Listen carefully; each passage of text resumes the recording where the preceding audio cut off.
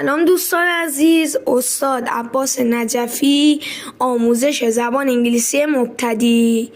بزن بریم تا 0 تا 100 انگلیسی رو یاد بگیریم. میخوام براتون 4 مهارت زبان آموزی رو یاد بدم. اولین مهارت رایتینگ یعنی نوشتن.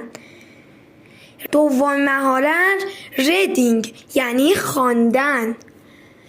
سومی اسپیکینگ یعنی صحبت کردن. لیستینگ یعنی گوش دادن میشه چهارمین مهارت. برای یاد گرفتن زبان انگلیسی به 4 تا مهارت نیاز داریم: مهارت شنیداری، مهارت خواندن، مهارت گفتاری، مهارت نوشتن.